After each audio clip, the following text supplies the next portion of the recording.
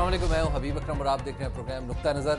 सक्खर में एमकेएम का जलसा तो ख़त्म हो चुका है, लेकिन अभी तक कराची में जमीयत उलमा इस्लाम का जलसा जारी है। शहबाज शरीफ और कहते हैं कि मैं आसिफ अली जरदारी को सदर नहीं मानता, और इस पर भी हम बात करेंगे। और इसके साथ साथ वज़ीर आज़म कहते हैं कि जमहूरियत को कोई ख़तरा नहीं है, ना कबल अज़ वक्त इंतखाबात होंगे। लेकिन ये भी बताते चले कि ज़िमनी इंतखाबात इलेक्शन कमीशन ने अज़ खुद अदलिया के नोटिस के बाद से थोड़े मुलतवी कर दिए हैं। और एक बागी आदमी जावेद हाशमी लाहौर आमद है, उन पर भी गुफ्तगू होगी। असगर खान का केस है और बांग्लादेश में प्रोफेसर गुलाम आजम की गिरफ्तारी, ये है हमारे आज के मौजूआत। और हमारे साथ मौजूद हैं मुजीबुर रहमान शामी साहब। अस्सलाम वालेकुम सर। तो जो वो खुर्रम रसूल साहब गिरफ्तार हो गए, खुर्रम रसूल उनको भूल गया। खुर्रम रसूल और वज़ीर आज़म का जिक्र तो एक चलिए वो बाद में करते हैं। जी वो आ जाएगा सर। सक्खर में आज अल्ताफ़ हुसैन साहब ने जलसे में खिताब करके उन्होंने कहा, जी एक तो ये कि हमने कौम परस्तों के ताबूत में आखिरी कील ठोक दी है। ये वो कौम परस्त हैं जो इत्तेहाद बना रहे हैं तो नवाज शरीफ के साथ जा रहे हैं शायद इस वजह से। दूसरा सर, वो बात ऐसे कर रहे थे कि जैसे पूरे मुल्क में सारी हुकूमतें ठीक हैं सिवाय पंजाब हुकूमत के। देखिए, पहली बात तो ये है कि अल्ताफ़ हुसैन साहब ने और एमक्यूएम ने अपनी ताकत का भरपूर मुजाहरा किया है। जी ठीक है। और उन्होंने कहा था कि सक्खर की तारीख का यह सबसे बड़ा जलसा होगा। अब मैं सक्खर की तारीख से कोई ज़्यादा वाकिफ़ नहीं हूँ, लेकिन वहाँ के जो बहुत बड़े जलसे हुए वहाँ उनमें एमक्यूएम का जलसा था जी। तो उनकी जो अपनी कॉन्स्टिट्यूंसी है उसमें तो इनकी गिरफ्त मजबूत है। ठीक है। और उस बल्कि वो उससे आगे बढ़ रहे हैं। देखिए, अब तो मैंने कई ऐसे देखा कि जो हमारे पुराने सिंधी जिनको कहते हैं और नए सिंधी के अलग कहते थे, यानी सिंधी बोलने वाले जो पैदा जिनकी ज़ुबान मादरी सिंधी है, वो हजरात भी उसमें मौजूद थे। और मैंने कई लोगों की गुफ्तगू सुनी है जो कि अल्ताफ़ हुसैन साहब की क़यादत पर एतमाद का इज़हार कर रहे थे। ठीक है। क्या लेकिन क्या ये एतमाद का इज़हार ट्रांसलेट हो पाएगा वोट्स में? कुछ नहीं, वो तो नहीं, मगर देखिए उस तरह शायद ना हो कि वो वहाँ की बड़ी पार्टी बन जाए, लेकिन एक सिंध की वो दूसरी बड़ी जमात तो है पीपल्स। आज भी आप देखिए कि उनकी जो पार्लिमानी ताकत है सिंध की असम्बली में और फिर कौमी असम्बली में, तो सिंध में पीपल्स पार्टी के बाद वो सबसे बड़ी इंतखाबी ताकत है। और अभी तक वो अपना ये जो रोल है और अपना जो स्टेटस है उसको बरकरार रखे हुए हैं। तो ये बुनियादी बात सियासत में एक आदमी की ताकत होती है कि अवाम किस हद तक उसके साथ है। बाकी तो चीज़ें जो है बात की हैं। अच्छा, और पंजाब पे जो वो बात करें, पूरा फोकस पंजाब पे रखा हुआ, दवाइयाँ नहीं है, मर रहे हैं लोग, और शहबाज शरीफ को नाम ले लेके कुछ बात कर रहे थे। देखिए, अब ये तो सियासत है। अब शहबाज शरीफ साहब जरदारी साहब के लत्ते लेते रहते हैं तो वो उनके लेते रहते हैं। तो सियासत अब पंजाब में भी उन्होंने सियासत करनी है और पूरे अपने मामलात को देखना है। तो ये हम इसमें अब सियासतदान जो है उन सबसे यही गुजारिश करते रहते हैं कि भाई ऐसी जुबान बोला करें कि बच्चे देख के ये ना समझें कि ये कोई इनको सजा मिलनी चाहिए मास्टर जी की तरफ से। तो बाकी तो तनकीद जो है उनका हक है। अच्छा शाम साहब, बड़े जलसे जो ना वो रवाज बन गए हैं। मुझे लगता है कि एक ही बड़ा जलसा जो आज इसी तरह कराची में हुआ है और उसमें मौलाना फजल रहमान की जमात ने वो है इस्लाम जिंदाबाद कॉन्फ्रेंस। लेकिन वो जलसा है, पूरा जलसा है। देखिए ना, इस्लाम जिंदाबाद, ये मुझे उससे याद आया कि जैसे जनरल ज़ियाउल हक ने कहा था ना, वो रेफरेंडम में जो सवाल दिया था कि अगर आप चाहते हैं कि इस्लामी निज़ाम का नफाज, तो इसका मतलब है 5 साल के लिए सदर ज़ियाउल हक मुंतखब हो जाएंगे। तो ये जो सवाल है जिस तरह दिलचस्प है, इस्लाम जिंदाबाद तो हर शख्स चाहता है। ठीक है। और मगर ये बात भी है कि इस्लाम जिंदा होता है और करबला के बाद हम तो ये भी सुनते, तो मौलाना की करबला ख़त्म हुई है या शुरू हुई है ये मालूम नहीं है। लेकिन बहरहाल मौलाना भी अपनी एक बड़ी ताकत है। जमीयतुल उलमा इस्लाम पख्तूनख्वा में, बलूचिस्तान में और सिंध और पंजाब में भी एक अपनी फॉलोइंग रखती है और कमिटेड लोग हैं उसके, यानी। और कराची में इतना बड़ा जलसा कर रहे हैं ना, बहरहाल वो हम समझ रहे थे कि इमरान खान ने किया तो शायद कोई नहीं कर पाएगा, उतना ही बड़ा जलसा कर लिया। नहीं, देखिए उनके जो फॉलोइंग है कराची में, जो उनका स्कूल ऑफ थॉट है, उसके बड़ा असर और नफूज है और उसको उनको अब नज़रअंदाज नहीं कर सकते। बल्कि गुज़श्ता इलेक्शन में, यानी गुज़श्ता इलेक्शन में तो उनका बाकायदा MNA मौजूद थे वहाँ कराची से। अच्छा शाम साहब, वो हमारे दोस्त और वज़ीर आज़म के ज़्यादा दोस्त खुर्रम रसूल साहब की भी ज़रा बात कर लें। तो आपने भी अपना नाम उदी कैटेगरी में रखवा लिया, वज़ीर आज़म की कैटेगरी। अच्छा, तो वो जो मुझे पंजाबी का मुहावरा याद आता है ना भाई, कि मेरी फतों दे पैड़े पैड़े यार, कोई चूड़ा दे कोई चमियार। तो ये जो हमारे जो वज़ीर आज़म साहब के दोस्त हैं और कई सदर साहब के भी दोस्त ऐसे ही हैं, तो इन दोस्तों ने कितनी मुश्किल पैदा किया उनके लिए कि पहले तो वो जनाब मीडिया कोऑर्डिनेटर वजीर आजम थे, फिर वजाहत की गई नहीं जनाब वजीर आजम के नहीं है, ये पीटीवी के मीडिया कोऑर्डिनेटर थे। अब आप मुझे बताएं कि पीटीवी का मीडिया कोऑर्डिनेटर क्या होता है, पीटीवी को क्या जरूरत है मीडिया कोऑर्डिनेशन की? जिस तरह सरकारी दफ्तरों में से मुख्तलिफ महकमों में से ये वज़रा कराम और सेक्रेटरी हज़ार गाड़ियां मंगवा लेते हैं जी, एक महकमे की गाड़ी एक चल रही है, दूसरे की चल रही है, तीसरे की चल रही, और वजीरों के यहाँ जाए आप तो 4-4 6-6 गाड़ियां, सेक्रेटरी के यहाँ जाए 4-4 6-6 गाड़ियां, और कागजों में होता है सिर्फ एक गाड़ी उनके पास है। उसी तरीके से हमारे जो वजीर आजम साहब हैं और दूसरे वज़रा हैं वो अपना अमला इस तरह भी फैलाते हैं, मुख्तलिफ नौकरियां दे के खिदमत अपनी कराते हैं। तो मीडिया कोऑर्डिनेटर जनाब वो पीटीवी के, ये तो इसकी तो अलग दाद मिलनी चाहिए, तफ्तीश होनी चाहिए, तफ्तीश होनी चाहिए। आप देखें जी। उन साहब ने वो 1 साल से उनके पीछे थी गिरफ्तार करने वाले, कहते हम गिरफ्तार नहीं कर सकते। अब जब सुप्रीम कोर्ट ने एक पोजीशन ली है तो गिरफ्तारी उनको दे दी उन्होंने आके अपने भाई के साथ। आप मुझे और शोर मचाया जनाब वो तो मेरे साथ ज्यादती हो रही है, वो तो मामला अदालत में है, जो भी हो भाई, अगर आपके साथ ज्यादती हो रही है तो आप क्यों नहीं आए अदालत में? हाँ, आपको तो पहले अदालत में जाना चाहिए। आप रोपोश क्यों थे? आप मुंह छुपा के क्यों फिर रहे थे? यानी आप, इसका मतलब यह है कि कुछ काला काला था। बहरहाल अब हम ये नहीं करते कि इस पे जो मुकदमा है वो चलेगा, हम तो उसकी तफसीलात में जाना नहीं चाहते, लेकिन ये देखिए ये जो लोग हैं इस कौमाश के, उन्होंने एक पाकिस्तान की सियासत को गदला कर दिया है। शाम साहब, ये लोग जब हुकूमत को गदला कर जब दिया। ये घुसते हैं तो कोई हुकूमत में कोई चेक नहीं है, कोई जमातों में कोई चेक बोलो नहीं है। हुकूमत तो बाहें फैला के बैठी होती है कि तशरीफ लाएं, उनको तो इस तरह के लोगों की जरूरत होती है शायद, पता नहीं। ये लोग देखिए अल्लाह ताला ने इतना, सदर से ज्यादा किसी शख्स को क्या बनाएगा और वजीर आजम से ज्यादा किसी शख्स को क्या देगा पाकिस्तान में? बिल्कुल ठीक है, इससे ज्यादा तसव्वुर ही है जो तस्वुर कर सकते थे ये लोग। ये इतने बड़े बड़े ओहदे दे दिए, वजीर आला बना दिए, वजीर आजम बना दिए, सदर बना दिए, फिर उसके बाद ये अपने ओहदों का ही ख्याल कर ले, उनके स्टेटस का ही ख्याल कर ले। ये क्यों ऐसे लोग इनके गिर्द घूमते हैं जिनको शोरफा अपने मजलिसों में भी आने नहीं देते?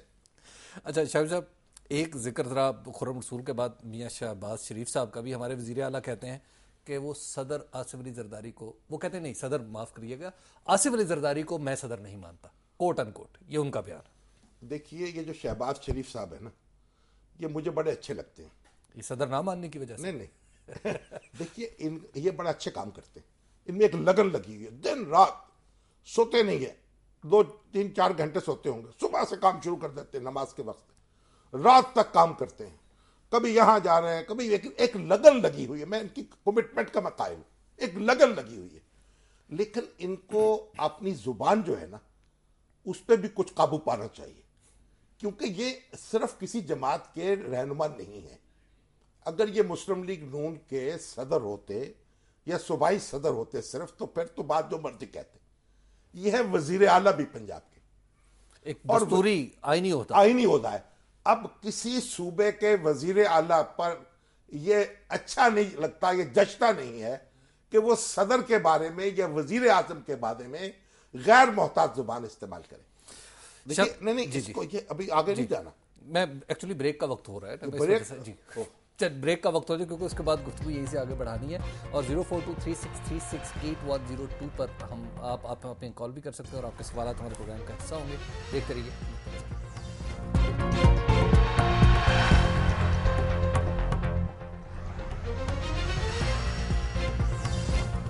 नज़र में एक बार फिर खुशामदीद बात हो रही थी शहबाज शरीफ साहब के बयान की कि वो आसिफ अली जरदारी साहब को सदर नहीं मानते। अच्छा शम्स साहब, एक वजीर आला सदर ना माने तो उसके खिलाफ कोई कार्रवाई नहीं हो सकती? अगर पुराना जमाना होता आज से 10-15-20 साल पहले का, तो दफा 90 लग जाती है, गवर्नर राज लग जाता है, वजीर आला की छुट्टी हो जाती। ऐसा होना मुमकिन था, ऐसा होता रहा। ये एक बयान पर वजीर आला जो है मशरकी बंगाल में और पंजाब में और डिसमिस होते रहे हैं, उनकी जगह गवर्नर लगते रहे। लेकिन अब क्योंकि कॉन्स्टिट्यूशन में भी तब्दीली हो चुकी है, हमारे कल्चर में भी इम्प्रूवमेंट हो चुकी है, तो अब जरा टॉलरेंस होती है। देखिए शहबाज शरीफ साहब ने इल्जामात भी लगाए जरदारी साहब पर। जी बिल्कुल। वो वजीर आला जो है, वजीर आला का मनसब जो है उसका जरा उसके तकाजों का ख्याल रखें। कल को देखिए कल क्या होगा, अगर नवाज शरीफ साहब वजीर आजम है ठीक है। और कोई और शख्स उनकी पीपल्स पार्टी का कोई आदमी यहां वजीर आला है, या बलोचिस्तान में वजीर आला है, या सिंध में वजीर आला है, वो क्या कहेगा? अगर वो इसी जुबान में सदर या वजीर आजम के खिलाफ बोले तो वफाक पाकिस्तान मजबूत होगा या कमजोर होगा? ऑब्वियसली कमजोर होगा। एक बात। दूसरी बात ये देखिए, आप ये जो जिन इलेक्शन से शहबाज शरीफ साहब मुंतखब होके आए हैं और उनको वजीर आला बनाया गया है, उन्हीं इंतखाबात के जरिए से आसिफ अली जरदारी साहब सदर मुंतखब हुए। बिल्कुल। हमें उनकी आसिफ अली जरदारी साहब की शख्सियत से इस वक्त कोई दिलचस्पी नहीं है, क्योंकि वो सदर हैं, सदर के मनसब से दिलचस्पी और सदर की हैसियत से। और यहां भी हम शहबाज शरीफ साहब के बारे में गुफ्तगू नहीं कर रहे, वजीर आला के बारे में गुफ्तगू कर रहे हैं। अच्छा, वो तो कह रहे हैं कि मंसूर एजाज को भी आने दें पाकिस्तान, लाहौर में आ जाएं। वो कहते हैं मैं सिक्योरिटी दूंगा। तो अब उनके पास कोई ऐसा इख्तियार भी है कि वो कमीशन जो है उसको भी कहे, हुक्म दे दे कि यहां आ जाए, यानी कमीशन यहां आकर हाजिर खिदमत होगा मंसूर एजाज के। हाँ, जी, 3 जज साहबान, चीफ जस्टिस साहबान, लक्की ईरानी सर्कस है कोई ये? लेकिन अगर वो दरखास्त दे के कुछ नहीं, उसके बाद क्या कमेटी जो है वो हमारी पार्लियामानी कमेटी वो कह रही है 10 फरवरी को अजीजम मंसूर एजाज तुम हमारे सामने पेश हो जाओ। तो अगर 9 को यहां उनके सामने पेशी करवाते हैं, वो फर्ज करें जज साहबान तशरीफ ले आते हैं यहां, यानी उनके स्वागत के लिए, तो उसके बाद वो पार्लियामानी कमेटी के हरकारे आ जाएंगे, FIA के जनाब हमारे सपोर्ट करो। लेकिन शाह साहब, ये कोई कमीशन की अना का मसला तो नहीं होना चाहिए? उसकी तौकीर में कोई कमी तो नहीं होगी कि अगर वो लाहौर आ जाए या कहीं और चला जाए? क्योंकि ये देखिए, अदालत जो है आज तक कभी आपने देखा है कि चीफ जस्टिस जो है लाहौर हाई कोर्ट के, वो समझे जनाब हबीब अकरम साहब का मुकदमा है, चलिए जौहर टाउन में जाके सुन लेते हैं? नहीं, ऐसा मुमकिन नहीं है। ठीक है ना। अब आप देखें, जेल के अंदर तो ऐसा होता है, मगर वो भी चीफ जस्टिस नहीं जाते को यहाँ, अदालत लगती को सेकंड जज चला गया, ट्रिब्यूनल चला गया। और एक बात मैं आप बताऊं कि ये अब उन्होंने बुला लिया यहाँ, चलिए सर कमीशन भी आ गया, बयान भी। अब वो जो कौमी सलामती कमेटी है पार्लियामेंट की जी, रजा रब्बानी साहब की, उसने कहा तुम 10 तारीख को हमारे पास आ जाओ, 9 को बयान देके यहाँ, 10 को हमारा। तो फिर वो रहमान मलिक साहब की ड्यूटी लगाएंगे या किसकी लगाएंगे, या FIA की लगाएंगे, या इमिग्रेशन वाले जो है उनको कहेंगे भाई जहाज से इनको पकड़ो और लेके आ जाओ इस्लामाबाद, या जहाज ही डाइवर्ट करवा दे। बिल्कुल हो सकता है जनाब, लाहौर में उतरने की बजाय आप इस्लामाबाद में आ जाए। तो ये इस तरह की बातें मजाक हैं, हमें ये मजाक बंद कर देने चाहिए। ये खारजा अमूर जो हैं वो शहबाज शरीफ साहब की जिम्मेदारी नहीं है, ये अपने जो हदूद है उनमें। अभी तो आप देखिए यहां मुश्किल पड़ी हुई है, PIC के अंदर जो सूरत है कि लोग मर रहे हैं रोज उनकी दवाइयां खा खा के। और अल्ताफ हुसैन भी कहते हैं उनकी फिक्र करें, अल्ताफ हुसैन साहब का सामना करें, और बहुत से काम करने के हैं और बहुत से काम वो कर भी रहे, ये मैं कहता हूं, मैं मानता हूं इस बात को। लेकिन इसका मतलब ये नहीं है कि आप वो सारे काम करने शुरू कर दें जो आपको नहीं करने चाहिए। अच्छा शम्स साहब, अब हमारे जो वजीर आजम है वो कहते हैं जी कि ना तो खतरा है जमहूरियत को और ना इंतखाबात वक्त से पहले होंगे, इंतखाबात की तारीख मैंने देनी है। बहरहाल ये अलग बात है कि इस वो इलेक्शन कमीशन ने अपने इंतखाबात मुलतवी कर दिए, ज़िमनी इंतखाबात नहीं। वो इलेक्शन कमीशन ने तो ज़िमनी इंतखाबात इसलिए मुलतवी किए हैं कि उनको सुप्रीम कोर्ट ने कहा कि आप इन फहरिस्तों पर इलेक्शन नहीं करा सकते। आखिरकार इलेक्शन कमीशन मान गया। नहीं, मानना पड़ेगा। वो देखिए, सुप्रीम कोर्ट का फैसला जो भी होगा ना, वो तस्लीम करने के आप पाबंद है, मुमलकत के सारे अदारे, ये तो उससे तो इनकार नहीं है। लेकिन एक बात मैं आपको अर्ज करूं, अगरचे के 224 में ये कहा गया 60 दिन के अंदर इलेक्शन होने चाहिए, लेकिन मुझे ये मालूम हुआ कि जो इलेक्शन कमीशन है इसने जो पुरानी फहरिस्तें थी ना, गुज़श्ता 4 साल के दौरान उन्होंने अपडेट ही नहीं किया। अच्छा, उनमें कोई नई एंट्री की ही नहीं, और जो पुरानी अब नई फहरिस्तें बन रही हैं उन पे उन्होंने शुरू कर दिया कि जनाब घर घर जाके तस्दीक कराएं वोटर की। तो नतीजा यह है कि 1.5 करोड़ वोटर जो हैं उनके पते बदल गए। ठीक है। अब नादरा जो है उस काम में लगी हुई है। अब वो कहते हैं कि हम 23 तारीख तक मुकम्मल नहीं कर सकते। उन्होंने पॉलिटिकल पार्टीज के नुमाइंदों को बुलाया था, सिविल सोसाइटी के नुमाइंदों को भी बुलाया, और उनके सामने ये सारा अपना दुखड़ा बयान किया। और लेकिन दुखड़ा तो अपनी जगह होगा। अब जितना 75% काम मुकम्मल हो गया है, मैं कहता हूं जितना मुकम्मल हो गया है उसको मुश्तहिर कर दे, एग्जिबिट कर दे उसको सुप्रीम कोर्ट को। जो आपने काम किया है वो तो बताएं ना, और फिर सुप्रीम कोर्ट आगे की थोड़ी सी मोहलत भी दे देगी, कोई ऐसा मसला नहीं होगा। और दूसरी बात यह है कि अब चीफ इलेक्शन कमिश्नर जो है उनका इंतखाब होना है जी। उनको उनको नया चीफ इलेक्शन कमिश्नर मुकर्रर होना है और वो अपोजिशन और हुकूमत दोनों की मर्जी से होना चाहिए। हो भी जाएगा वैसे, ये मुमकिन अगर है। ऐसा नहीं होगा, अब हम जा रहे हैं सुप्रीम कोर्ट में, शाहिद हामिद साहब जो हैं जी जी। उनको हमने वकील किया है, अहमद बलाल महबूब साहब और मैं दोनों पटिशनर हैं कि आप जरा कंसल्टेशन जो है ना उसकी तारीफ कर दे। ये दोनों पहले ही वाजे कर दे पहले ही, क्योंकि ये इस वक्त कायदे ऐवान और कायदे हिज़्ब इख्तलाफ के मशवरे से सदर ने चीफ इलेक्शन कमिश्नर को मुकर्रर करना है, एक बात। लेकिन अब मुझे एक लतीफ़ा और भी यहाँ याद आ गया, ये जो चीफ इलेक्शन कमिश्नर ने इजलास बुलाया उसमें तमाम सियासी जमातों के नुमाइंदे भी बुलाए गए। ठीक है। तो मुस्लिम लीग काफ के तो चौधरी शुजात हुसैन साहब और मुशाहिद हुसैन साहब थे, सारी जमाती, सारी जमात नहीं, अभी भी बड़ा दमखम है उनके चौधरी अंदर। परवेज लाई थी, यानी बहुत कुछ दूसरी जमातों में जाने के बावजूद अभी भी उनके पास बहुत बड़ा माल है।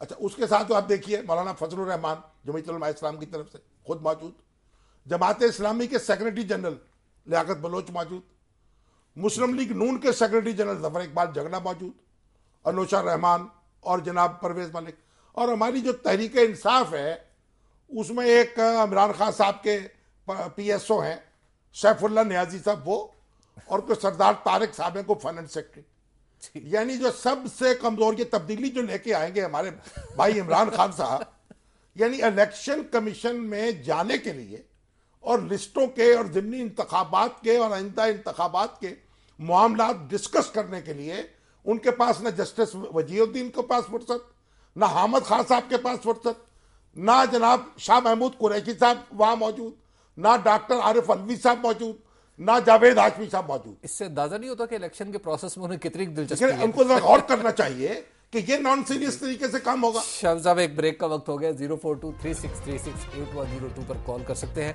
निजाम की जो बाकी रहने वाली बात है और जमहूरियत के को खतरा नहीं है, इस पर भी हमने बात करनी है। आप देखते रहिए नुक्ता नज़र।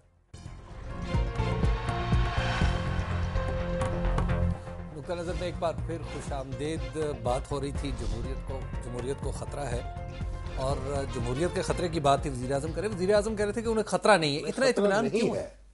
ये नहीं कहा खतरा है जी, इतना इत्मीनान क्यों कि खतरा नहीं? देखिए, मंसूर एजाज को तो मुझे को बता रहा था CI ने रोक दिया जी, ठीक है, और या उनके अमाल ने रोक दिया उनको, या खौफ ने, या रहमान मलिक साहब ने, जिसको कुछ भी कहे वो रुक गए।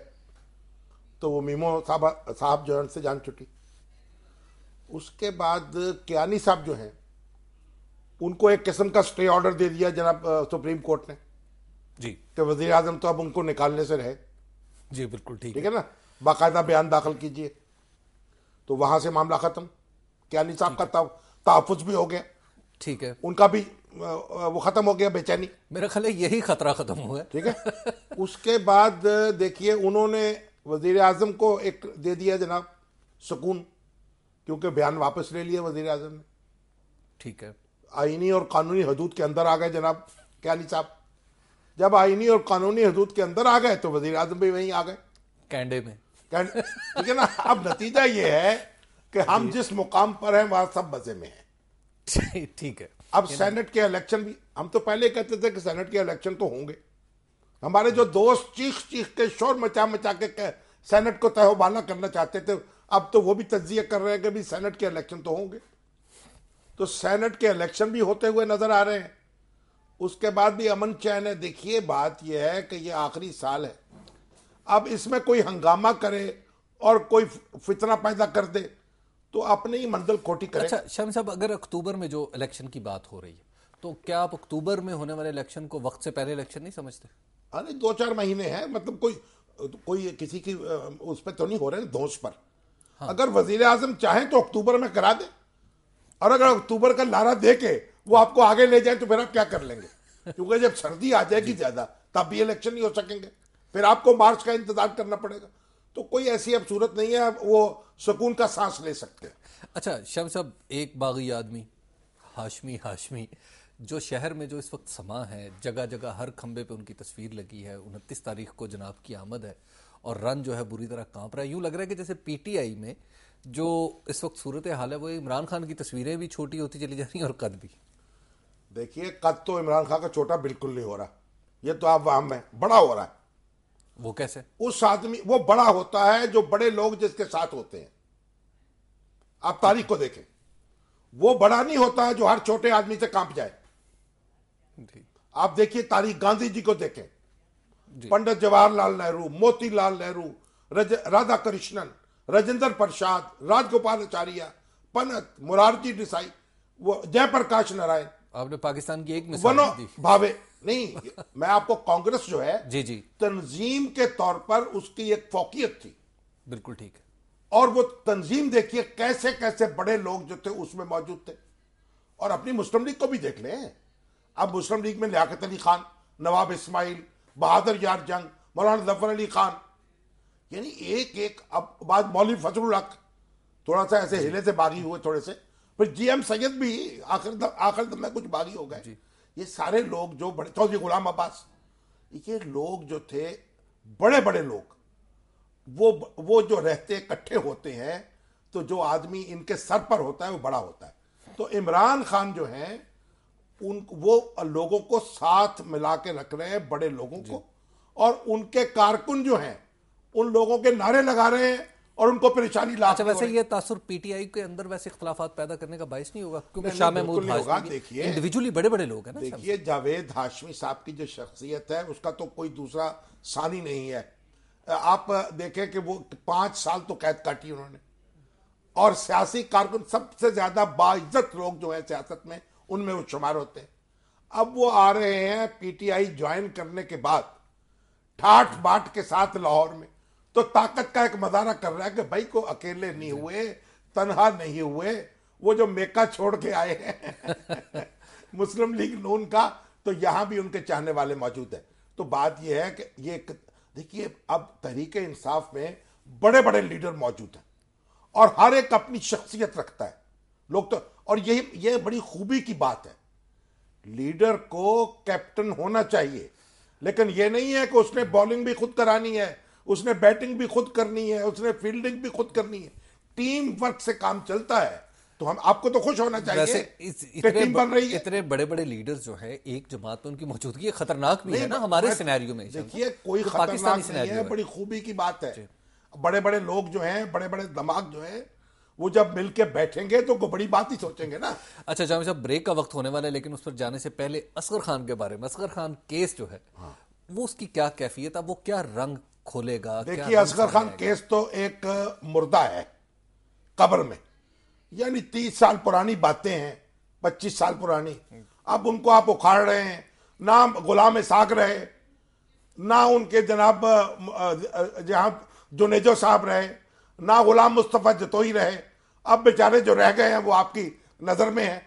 तो भाई बात यह है कि ये जो हमें आदत हो गई है ना कि माजी को कुरेदते चले जाने की और माजी को उसमें सजा देने की, ये हम थोड़ा सा इससे तौबा कर लें। मैं तो बार बार कहता था कि भाई जितने भी मुकदमात हैं वो पुराने सियासतदानों के खत्म कर दो और नई तारीख शुरू करो। अब वो नहीं माने। हमारे मुस्लिम लीग नून के दोस्त कभी मान जाते थे, कभी मुकर जाते थे। पीपल्स पार्टी वाले भी ये सूरत हाल थी। अब सब जो हैं उनके पर मामला जो है खुल रहे हैं, अब वो फेस करें उनको। लेकिन इसमें फंसेगा कौन? कोई फंसेगा भी या नहीं? मुझे तो कोई देखा कहां फंसेगा, कहां कोई एविडेंस कहां है। अल्ताफ हुसैन साहब ने कहा जनाब हमें तो कुछ नहीं मिला, और उन्होंने जमात इस्लामी ने कहा हमने तो जवाब वहां दाखिल करवा दिया था। भाई आप गवाह कहां से लाएंगे? और ये भी क्या भरोसा है, जो इंटेलिजेंस एजेंसी है उसने किसी आदमी को भेजा भाई उसको 50 लाख दे आओ, तो उसने खुद ही अपनी जेब में रख लिए, 25 लाख न डाल लिए अपने, 25 लाख उसको दे दिए। ये सारे बारीक काम हैं, ये छुप छुप के होते हैं, इनके गवाह नहीं होते, इनके चेक नहीं होते। तो इसमें जितना हम फंसते जाएंगे ना, बस फंसते जाएंगे। सर ब्रेक का वक्त हो गया। 042363680102 पर आप हमें कॉल भी कर सकते हैं। देखते रहिए नुक्ता नज़र।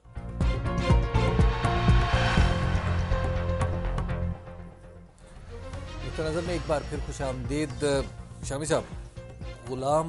प्रोफेसर गुलाम आजम खान साहब बांग्लादेश के, आपने कल प्रोग्राम के बाद इनका जिक्र किया था और मुझे पता चला कि वो बहुत बड़ी तारीख है, वो उनके बारे में जरा आप बताएं। देखें इस वक्त उनकी 90 साल उम्र है जी, और वो व्हील चेयर पर हैं, और जमात इस्लामी मशरकी पाकिस्तान के अमीर रहे, नायब अमीर रहे जमात इस्लामी पाकिस्तान के, फिर जमात इस्लामी बांग्लादेश के अमीर रहे, और उन पर मुकदमा चलाया जा रहा है बगावत का।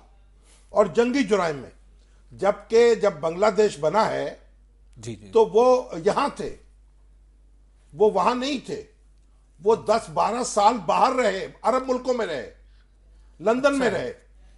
उनको वहां जाने की इजाजत नहीं मिल रही थी। जब जनरल जियाउर रहमान आए तो उनको इजाजत मिली वहां जाने की। फिर हसीना वाजिद आई, उन्होंने शहरियत मंसूख कर दी। फिर उन्होंने मुकदमा लड़ा वहां और शहरियत बहाल हुई। तो एक जिद्दोजहद है, पाकिस्तान के मुजाहिद थे, उन्होंने ये बागी तो अवामी लीग वाले थे, जिन्होंने वो तो आईनी तौर पर पाकिस्तान का दिफा कर रहे थे, अपने मुल्क का। उन्होंने यानी पाकिस्तान जो है उसके मुजाहिद थे वो। अब उनके खिलाफ बगावत का मुकदमा, जंगी जराइम का मुकदमा, पूरी दुनिया में आलम इस्लाम में इस पे एहतजाज हो रहा है। पाकिस्तान की वजारत खारजा मुंह में घुंघरियां डालकर बैठी है। पाकिस्तान की वजीर खारजा बोल नहीं रही। पाकिस्तान की सियासी जमातें चुप है। भाई को आवाज बुलंद करें। फैशन नहीं है ना, रिजत पसंदी लगती भाई है। आप पाकिस्तान को बोले, पाकिस्तान का फर्जंद था, पाकिस्तान का, उसके हक में तो कोई बोले, आवाज बुलंद करे। शाम साहब, सवालात का सिलसिला और कॉल्स भी मुसलसल आ रही हैं। आज एक रिपोर्ट आई है, डेमोक्रेसी असेसमेंट रिपोर्ट। ये पिलडेट वालों ने ग्रुप बनाया 25 आदमियों पर। मैं भी उसमें शामिल हूं, मैं एक छोटा सा आदमी हूं, लेकिन नामवर हमारे जो सियासतदान भी है कई उसमें, और कई अपने इंटेलेक्चुअल्स हैं, प्रोफेसर हैं, डॉक्टर हसन अस्करी रिजवी हैं, सरताज अजीज हैं, शाहिद हामिद हैं, मतलब ये, और डॉक्टर परवेज हसन है, ये सारे लोग इसके अंदर शामिल, डॉक्टर वसीम है। अब ये रिपोर्ट इन्होंने जो पेश की है, ये हर साल एक रिपोर्ट जारी करते हैं, पाकिस्तान की जमहूरियत किस हाल में है, उसकी असेसमेंट क्या है। तो आज 100 में से 49 नंबर दिए हैं इनको, जमहूरियत को। पासिंग मार्क्स से ज्यादा, यानी ये पासिंग मार्क्स अगर 45 है तो ये 3rd डिवीजन में पास हो गई है, और अगर 50 हो तो 1 नंबर से फेल हो गई है। अच्छा, अगर वजीर आजम बयान वापस ना लेते तो शायद ना पर्चा रहता ना नंबर। लेकिन अब ये कहती है रिपोर्ट कि हर चीज के बावजूद, बैड गवर्नेंस के बावजूद, सारे मसाइल के बावजूद, कंसेंसस है सोसाइटी में कि जमहूरियत रहनी चाहिए। जमहूरियत चल रही है और चलेगी। अमीन साहब हैं कराची से हमारे साथ। जी अस्सलाम वालेकुम अमीन साहब। वालेकुम सलाम जनाब। जी जी शामी साहब अस्सलाम वालेकुम। वालेकुम अस्सलाम जनाब। शामी साहब, मैं आपका काफी जमाने से फैन हूँ, आपका कौमी डाइजेस्ट बाकायदगी से पढ़ता हूँ आज तक। बहुत मेहरबानी जनाब, शुक्रिया। और आप जिस तरीके से तबसरा करते हैं, मैं तो कहता हूँ कि ऐसा और कोई पैदा नहीं होगा। ओहो, बहुत मेहरबानी जनाब, दुआ करें मेरे हक में। जी। मैं अल्लाह ताला से दुआ गूँ कि अल्लाह ताला आपको सलामत जी रखे अमीन और साहब। तंदुरुस्ती अता फरमाए। कुछ- सिर्फ एक ही बात कहूंगा, हाँ जी, वो ये कि ये जो भी आता है कहते हैं सबसे पहले पाकिस्तान, और लेकर जा रहे हैं उसको सबसे आखिर में। एटमी मुल्क है, ना बिजली है, ना पानी है, ना गैस है, ना जी अमीन रोजगार साहब। है। बिल्कुल ठीक है। इंशाल्लाह एटम बम अल्लाह ने दिया है तो बिजली भी देगा, पानी भी देगा। और बिजली के लिए तो मुझे लगता है कि अब हमें हवा पर और सूरज पर तवज्जो देनी होगी। यहाँ एक एनर्जी कॉन्फ्रेंस हुई थी, उसमें जो हमदर्द यूनिवर्सिटी है कराची की, उसके वाइस चांसलर आए थे। उन्होंने पेपर पढ़ा कि भाई यहाँ पाकिस्तान में और खास तौर पर पंजाब में ये सोलर एनर्जी की तरफ तवज्जो देनी चाहिए। और मैंने फिर देखा तो बांग्लादेश में इस पे बड़ी तवज्जो दी है डॉक्टर यूनुस ने, और ये छोटे छोटे यूनिट बना के 25 लाख घरों को बिजली दी जा चुकी है। सैयद अख्तर साहब है लंदन से। जी अस्सलाम वालेकुम। वालेकुम सलाम जनाब अली। शामी साहब सलाम वालेकुम। वालेकुम अस्सलाम जी।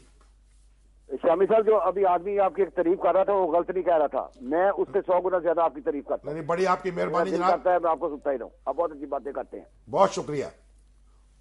अच्छा, तो मैंने जो सवाल करना वो बड़ा अजीब स्ट्रेंज सा सवाल है। हाँ जी, फरमाएं। सवाल ये है कि ये जो वकील साहब हैं, ये जो हज करने जाते हैं, जैसे शेख अकरम साहब है, रोज हज करने चल जाते हैं, उम्रा करने चल जाते हैं, और वकालत करते हैं मंसूर एजाज की।